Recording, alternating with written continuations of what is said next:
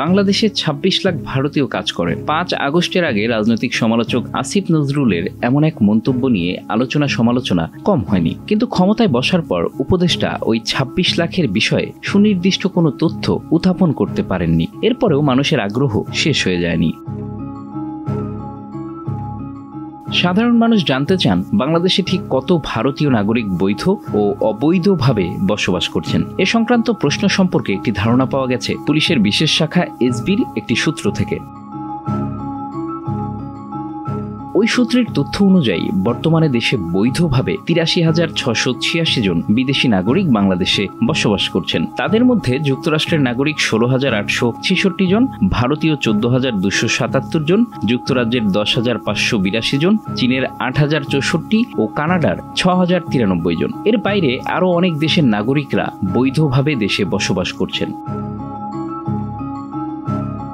অন্যদিকে মেয়াদ উত্তীর্ণ ভিসা সহ অবৈধভাবে দেশে অবস্থান করছেন ৬,০৯৭ জন বিদেশি নাগরিক। তাদের মধ্যে শীর্ষ ৫ দেশ হল ভারত, চীন, নেপাল, পাকিস্তান ও ফিলিপাইন। অবৈধভাবে বসবাসকারীদের মধ্যে ভারতীয় সংখ্যা ৩,৩৯৯, চীনের ১,০৯৯, নেপালের ৩৭৬, পাকিস্তানের ১৪০ ও ফিলিপাইনের ১৩১ জন।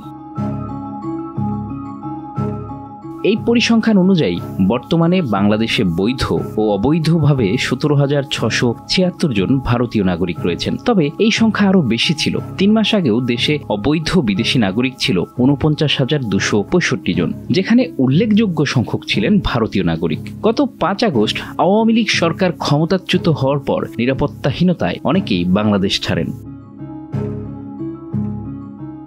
সম্প্রতি নিয়ম বহির্ভূতভাবে যেসব নাগরিক দেশে অবস্থান করছেন তাদের বিরুদ্ধে অভিযান সহ নানামুখী তৎপরতা চালানো হয়। এতে গত ১৮ নভেম্বর থেকে ৬ মার্চ পর্যন্ত অবৈধ বিদেশি নাগরিক কমেছে ৪৩,১৬৮ জন। এছাড়া গত ডিসেম্বর থেকে ফেব্রুয়ারি পর্যন্ত ৩ মাসে জরিমানা আদায় করা হয়েছে ৪০,২৭,৬৫,০০০ টাকা।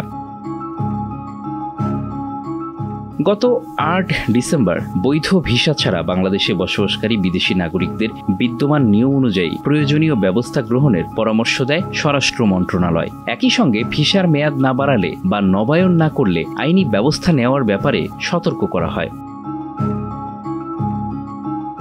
সংশ্লিষ্টরা জানান, এখনো কয়েক হাজার বৈধ ও অবৈধ ভারতীয় নাগরিক এখনো আছেন। তারা বিভিন্ন ব্যবসা, বাণিজ্য ও চাকরিতে কর্মরত রয়েছেন। আবার অনেকেই বাংলাদেশ ত্যাগ করেছেন, কিন্তু সেটা কোনোভাবেই ২৬ লাখ নয়। এটি হয়তো একটি রাজনৈতিক বক্তব্য ছিল।